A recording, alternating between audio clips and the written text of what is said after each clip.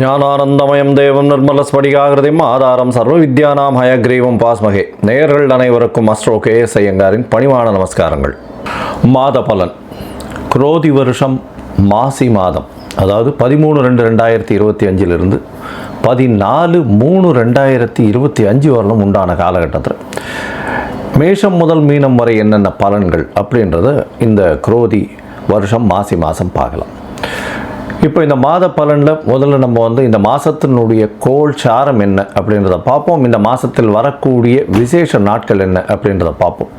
அதற்கு பிறகு மாதத்தினுடைய ஒரு ராசிக்கான பலன் என்னன்றதை பார்க்கலாம். இந்த மாதத்தினுடைய கோள் சாரம் அப்படின்னு எடுத்தோமேயானால், ரிஷபராசியில் குரு வக்ர நிவர்த்தி ஆகிடுறார். இந்த மாதம் அதாவது தை 29ஆம் தேதி வக்ர நிவர்த்தி ஆகிடுறார். அதுவும் தனியாக ஒரு வீடியோ போட்டிருக்கேன், பாருங்கள். 29ஆம் தேதி தை மாதம் வக்ர நிவர்த்தி ஆனதுனால குரு 2ஆம் இடத்துல இருக்கார், அதாவது ரிஷபத்தில். மிதுனத்தில் செவ்வாய் வக்ரம், கன்னியில் கேது, கும்பத்தில் சனி, சூரியன் மற்றும் புதன், மீனத்தில் சுக்கிரனும் ராகுவும்.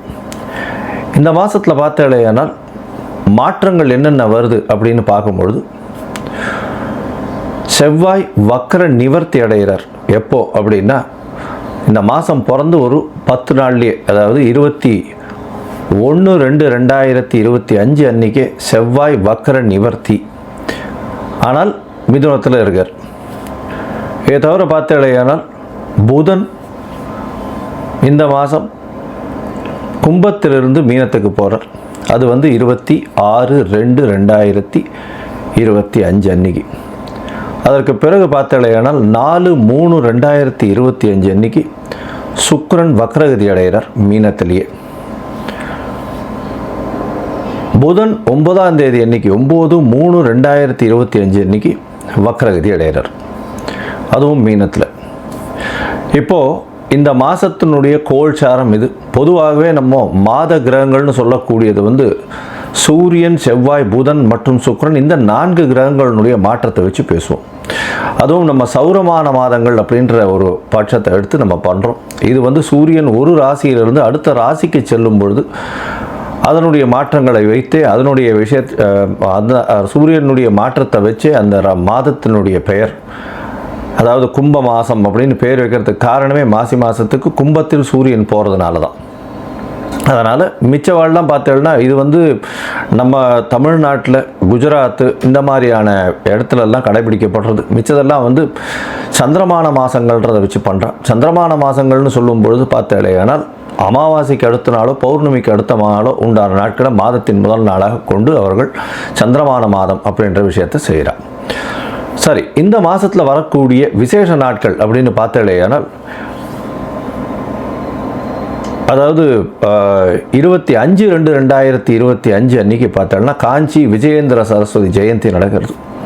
காஞ்சியில் விஜயேந்திர சரஸ்வதி சுவாமிகள் அவருடைய ஜெயந்தி.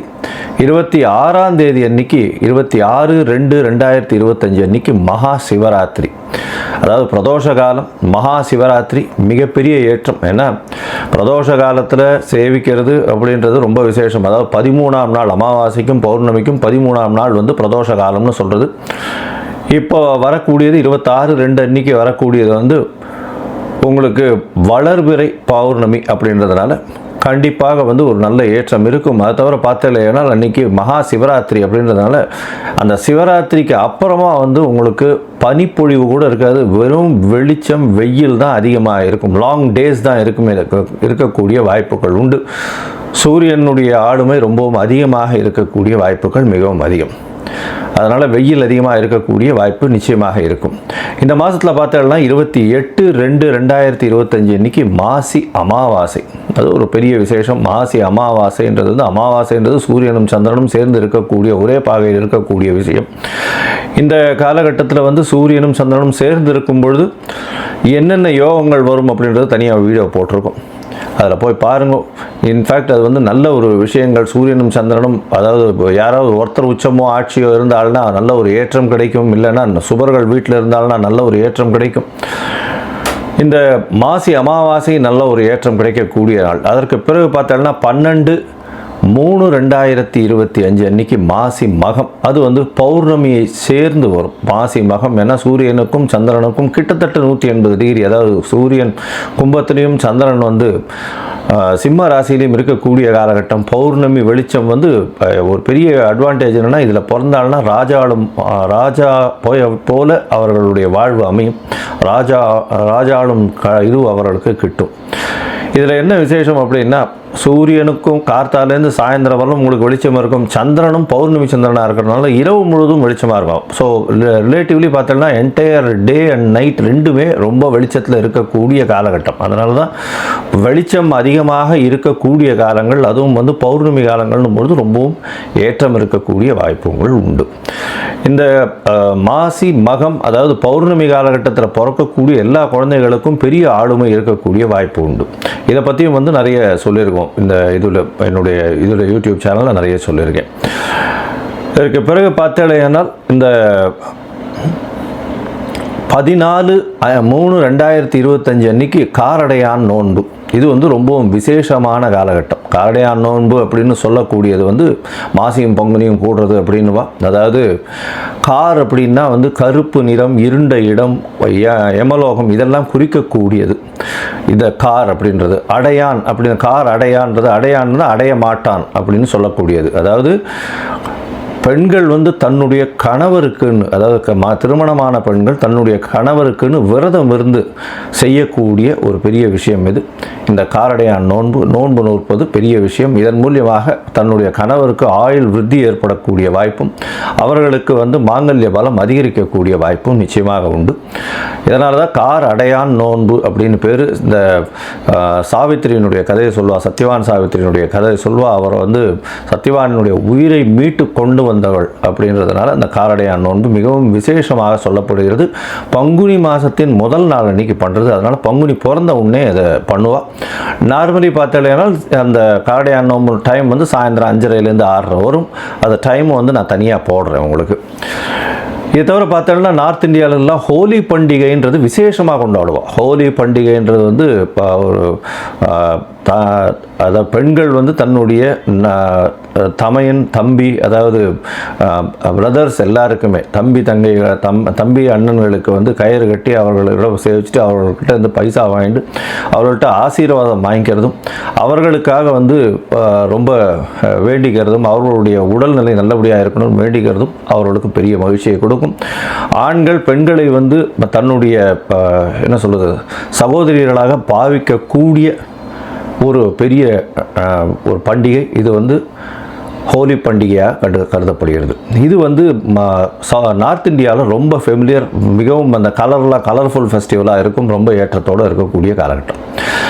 சரி, இந்த மாதம் மேஷம் முதல் மீனம் வரை எப்படி இருக்குது மாசி மாதம் அப்படின்றத பார்ப்போம். அதற்கு முன்னாடி என்னுடைய மொபைல் நம்பர் கீழே ஸ்டாலிங்கில் போயிட்டு இருக்கோம். உங்களுக்கு அஸ்ட்ராலஜிக்கல் கன்சல்ட் தேவைப்பட்டதுன்னா நீங்கள் எனக்கு ஃபோன் பண்ணுங்க. உங்களுடைய date, time, place of birth, உங்களுடைய பெயர், தாய் தந்தையர் பெயர் எனக்கு அனுப்புங்க. முதல்ல உங்களுடைய ஜாதகத்தை போட்டுவிட்டு அதில் வந்து உங்களுடைய நட்சத்திரத்தில் பாத சந்தி இருக்கா, நட்சத்திர சந்தி இருக்கா, அதை தவிர லக்ன சந்தி இருக்கா, லக்ன பாத சந்தி இருக்கா, இதெல்லாம் பார்த்துட்டு, ஏன்னா பொதுவாகவே இந்த சந்தி இருக்கும் பொழுது பார்த்தாலேனால் அவளுக்கு எந்த ராசின்னே தெரியாது. அதனால் மிருகசீரிஷ நட்சத்திரம் நினச்சிட்டுருப்பா, அவள் வந்து ரிஷப ராசி நினச்சிட்டுருப்பா, மிதுன ராசியாக இருக்கும். இந்த காலகட்டத்தை பார்த்துட்டு உங்களுக்கு சொல்கிறேன். எனக்கு வரக்கூடிய ஜாதகத்தில் பார்த்தோம்னா பாதி பேருக்கு அவள் வந்து மிருகசீரிஷம் 1ஆம் பாதம் 2ஆம் பாதம் அப்படின்னு நினச்சிட்டு இருப்பாள். ஆனால் அவள் வந்து பார்த்தோம்னா 3-4 பாதத்தில் இருப்பாள். அதனால் வந்து ரிஷபராசின்னு நினச்சிட்டு இருப்பா, மிதுன ராசியாக இருக்கும். அதே மாதிரி துலா ராசின்னு நினச்சிட்டு இருப்பா, அவளுக்கு விருச்சிக ராசியாக இருக்கும். அந்த மாதிரி வந்து பாத சந்திகள் வந்ததே ஆனால் அவர்கள் எந்த ராசியில் இருக்கான்னு தெரியாமே அவள் வந்து கோவிலில் போய் அர்ச்சனை பண்ணிட்டு இருப்பாள். 40 வயசு 50 வயசு இந்த மாதிரி இருந்துட்டு இருப்பாள். அதனால் முதல்ல வந்து உங்களுடைய நட்சத்திரம், உங்களுடைய நட்சத்திரத்தினுடைய பாதம், அப்போ வந்து என்ன ஆகும் அப்படின்னா, இப்போ நீங்கள் வந்து இப்போ நல்ல நேரம் நடந்துட்டுருக்குன்னு நினச்சிட்டு இருப்பீங்க. ஆனால் உங்களுடைய ஜாதகத்தில் இருக்கக்கூடிய லக்னத்திற்கு பார்த்தாலேயானால் நல்ல நேரம் நடக்கிறது நினச்சிட்டு இருப்பீங்க. ஆனால் உங்களுடைய தசை நல்லபடியாக வேலை செய்யாது. காரணம் என்னென்னா, பாதங்கள் மாறி போய் உங்களுடைய ராசி, லக்னத்தினுடைய லக்னம் இருக்கக்கூடிய ராசி எல்லாமே மாறி இருக்கும். அதனால் முதல்ல வந்து உங்களுடைய லக்னம் சரியாக இருக்கிறதா, லக்ன பாத சந்தி கரெக்டாக இருக்கா, நட்சத்திரம் சரியாக இருக்கா, நட்சத்திர பாத சந்தி கரெக்டாக இருக்கா அப்படின்றத தெரிஞ்சுட்டு உங்களுக்கு அப்பாயின்மெண்ட் கொடுக்குறேன், என்னுடைய கட்டணம் என்னன்றதை சொல்கிறேன், அதை பாருங்கள், அதை அனுப்புங்க. அதை அனுப்பிச்சதுக்கப்புறம் உங்களுக்கு அப்பாயின்மெண்ட் தரேன், அதுக்கப்புறம் பேசலாம். சரி, இப்போ மேஷம் முதல் மீனம் வரை மாசி மாதம் குரோதி வருஷம் 2025 பலன்கள் ஒன்றொன்றாக பார்க்கலாம். கன்னி, உத்திரம், ஹஸ்தம், சித்திரை இந்த 3 நட்சத்திரம் 9 பாதங்களை கொண்ட ராசி. ராசியின் அதிபதினு சொல்லக்கூடியவர் புதன். ராசிக்கு 6ஆம் இடத்துல இருக்கார். இந்த மாதம் ஆரம்பிக்கும் பொழுது இந்த மாதத்தில் பார்த்தேன்னா உங்களுக்கு பெரிய ஏற்றமான காலகட்டம். ஆசி மாதம் குரோதி வருஷத்தில் ராசிக்கு 9ஆம் இடத்துல குரு வக்ர நிவர்த்தி அடைகிறது பெரிய ஏற்றத்தை கொடுக்கக்கூடிய காலகட்டமாக அமையப்போகுது. இவ்வளவு நாளாக உடல் நலத்தில் சற்று பின்னடைவு இருந்திருக்கும். ஏன்னா கேது உங்களுடைய ராசியிலேயே இருக்கார். இந்த மாதம் மொத்தமும் கேது உங்களுடைய ராசியில் இருந்தாலும் குருவின் பார்வை உங்களுக்கு பெரிய ஏற்றத்தை கொடுக்கக்கூடிய காலகட்டம். இந்த மாதத்தில் பார்த்தாலேயானால் உங்களுடைய ராசிக்கு 9ஆம் இடத்துல இருக்கக்கூடிய குரு குழந்தை பிராப்தியை ஏற்படுத்தி கொடுக்கக்கூடிய காலகட்டம். ஏன்னா உங்களுடைய ராசிக்கு 5ஆம் இடத்தையும் பார்க்குறார். அதனால் குழந்தைக்கு பார்த்து கொண்டு இருப்பவர்களுக்கு குழந்தை பிராப்தி ஏற்படக்கூடிய வாய்ப்புகள், திருமணமாகி ரொம்ப நாளாகி குழந்தை பிராப்தி இல்லாதவர்களுக்கு கண்டிப்பாக குழந்தை பிராப்தி ஏற்படக்கூடிய பாக்கியம் நிச்சயமாக உண்டு. ராசிக்கு 3-8 அதிபதி அப்படின்னு சொல்லக்கூடிய ஒரு செவ்வாய், அவர் 10ஆம் இடத்துல வக்ரகதியில் இருக்கிறதுனால வெளிநாடு பயணம் செல்லக்கூடிய வாய்ப்பும், வெளிநாட்டிலிருந்து திடீர் பண யோகமும் வரக்கூடிய வாய்ப்பும் நிச்சயமாக உண்டு. உங்களுடைய ராசிக்கு பார்த்தாலேயானால் 6ஆம் இடத்துல சனி, சூரியன் மற்றும் புதன் 3 கிரகங்கள் இருக்கக்கூடிய காலகட்டம். உங்களுடைய ராசிநாதனும் 6ஆம் இடத்துல இருக்கிறதுனால போட்டித் தேர்வில் எல்லாவற்றிலும் வெற்றி பெறக்கூடிய வாய்ப்புகள் நிச்சயமாக உண்டு. எது எடுத்தாலும் வெற்றி கிடைக்கும். அதாவது கடன், அதாவது 6ஆம் இடம்னு சொல்லக்கூடியது ருண ரோக சத்ருஸ்தானத்தை சொல்கிறோம். இந்த காலகட்டத்தில் புதிய கடன் வாங்கக்கூடியதும், கடனில் சற்று பின்னடைவு, அதாவது கடன் எல்லா கடனும் நிவர்த்தி ஆகக்கூடிய காலகட்டம். ஏன்னா சனி 6ஆம் இடத்துல இருக்கிறதுனால, ஆட்சி பெற்ற சனின்றதுனால வாங்கக்கூடிய கடனை தவிர்க்கக்கூடிய வாய்ப்புகள் மிகவும் அதிகம். இதன் மூலியமாக பார்த்தீங்கன்னா உங்களுக்கு கடன் உடனடியாக, அதாவது எல்லா கடனும் நிறைவேறக்கூடிய, அதாவது கடன் கழியக்கூடிய வாய்ப்புகள் மிகவும் அதிகமாக இருக்கும்.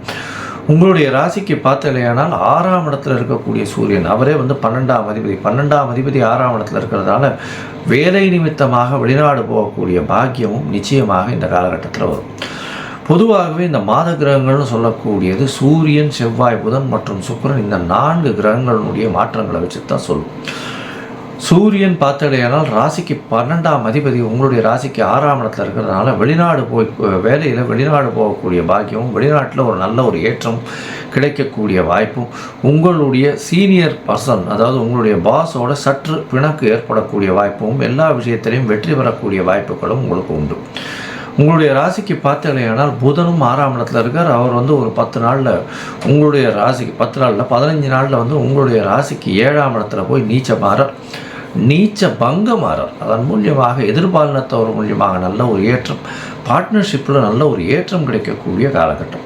ராசிக்கு 2ஆம் அதிபதினு சொல்லக்கூடியவர் 7ஆம் இடத்துல உச்சம் பெற்று இருக்கிறதுனால எதிர்பாலினத்தவர் மூலியமாக திடீர் பணவரவு, எது எடுத்தாலும் வெற்றி, தனம் குமியக்கூடிய வாய்ப்பு, பார்ட்னர்ஷிப் பிஸ்னஸில் திடீர் ஏற்றம் கிடைக்கக்கூடிய காலகட்டம். அதை தவிர 7-9ஆம் அதிபதி பரிவர்த்தனை யோகம் அடைஞ்சிருக்கிறது ரொம்ப விசேஷம். இதன் மூலியமாக பார்த்தலையானால் தந்தையின் வழியாக நல்ல ஒரு சொத்துக்கள் வரக்கூடிய பாக்கியம் நிச்சயமாக உண்டு.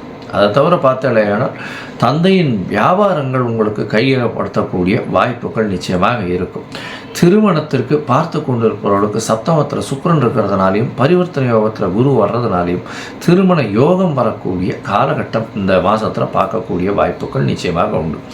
உங்களுடைய ராசிக்கு பார்த்தலையானால் 7ஆம் இடத்துல சுக்கிரன், அதாவது உச்சம் பெற்று போயிருக்கிறது பெரிய விசேஷம். வக்ரகதி அடைந்தாலும் ராகுவோடு சேர்ந்திருக்கிறதுனால அபரிமிதமான ராஜயோகத்தை கொடுப்பார். ஏன்னா 2-9 அதிபதி திடீர் பணவரவு, வெளிநாடு வெளியூர் பிரயாணம், அதை தவிர பார்ட்னர்ஷிப் பிஸ்னஸில் பெரிய ஏற்றம், கூட்டு தொழிலில் திடீர் ஏற்றம் கிடைக்கக்கூடிய காலகட்டமாக அமைய போகிறது. பிரம்மாண்டமான ஏற்றங்கள் கிடைக்கக்கூடிய வாய்ப்புகள் மிகவும் அதிகம்.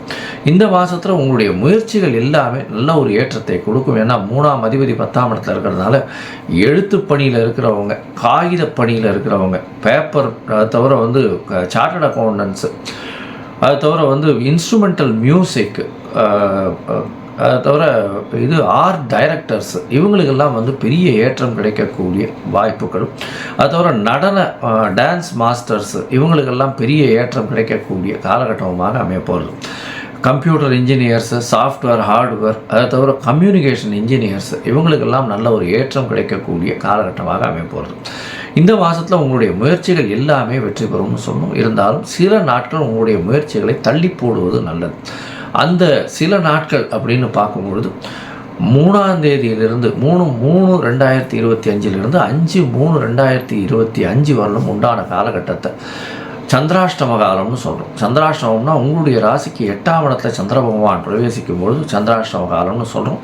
இந்த காலகட்டத்தில் புதிய முயற்சி வேண்டாம், வெளியூர் வெளிமாநில பிரயாணம் வேண்டாம்னு சொல்கிறோம். ஒரு வேளை பண்ண வேண்டிய கட்டாயம் இருந்தது. ஆனால் சந்திர பகவானுக்கு உண்டான எளிய பரிகாரம்னு சொல்லக்கூடியது அருகில் இருக்கக்கூடிய கோவிலில் வந்து 1/2 டம்ளர் பசும்பால் கொடுத்து அபிஷேகத்தை கொடுத்துட்டு போகிறதன் மூலியமாக சந்திராஷ்டமத்தின் தாக்கம் நிச்சயமாக குறையும். இந்த மாதத்தில் பார்த்தீங்கன்னா சந்திராஷ்டம தேதி 3/3/2025 5/3/2025 வரலும் உண்டான காலகட்டம். இந்த காலகட்டத்தை தவிர்ப்பது நல்லது. இந்த மாதத்தில் உங்களுடைய எல்லா விஷயங்களும் வெற்றிகளை குவிக்கக்கூடிய காலகட்டமாக இருக்கும். நீங்கள் அருகில் இருக்கக்கூடிய இந்த ஹயக்ரீவர் கோவிலுக்கு போயிட்டு வர்றதும், லக்ஷ்மி நரசிம்மரை போய் சேவிச்சுட்டு வாங்குவோம். லக்ஷ்மி நரசிம்மரை போய் சேவிச்சுட்டு அவருக்கு ஒரு துளசி மாலை போட்டு வர்றதன் மூலியமாகும் உங்களுக்கு எல்லா விதமான ஏற்றங்களும் இந்த மாதத்தில் வரும். மொத்தத்தில் பார்த்தடையானால் கன்னியா ராசிக்காரர்களுக்கு எடுத்த காரியங்களில் வெற்றி, குழந்தை பிராப்தி ஏற்படக்கூடிய பாக்கியம், திருமண யோகம் உண்டு, தொழிலில் அபரிமிதமான ஏற்றம், படிக்கக்கூடிய மாணவர்கள் வெளிநாடு சென்று படிக்கக்கூடிய காலகட்டம், போட்டித் தேர்வில் வெற்றி பெறக்கூடிய வாய்ப்புகள், புதிய கடன்கள் எல்லாம் அமையக்கூடும், பழைய கடன்கள் எல்லாம் கழியக்கூடிய காலகட்டம், எதிராளிகள் அற்ற நிலை இருக்கக்கூடிய காலகட்டம், தொழிலில் வெளிநாடு வெளியூர் போகக்கூடிய வாய்ப்பு நிச்சயமாக உண்டு, செலவுகள் அற்ற நிலை இருக்கக்கூடிய காலகட்டமாக இருக்கும். மொத்தத்தில் உங்களுடைய உடல்நிலையிலையும் நல்ல ஒரு ஏற்றம் இருக்கக்கூடிய காலகட்டமாக இந்த கன்னியா ராசிக்காரர்களுக்கு குரோதி வருஷம் மாசி மாதம் அமையிறது பெரிய ஏற்றத்தோடு இருக்கக்கூடிய வாய்ப்புகள் மிகவும் அதிகம்.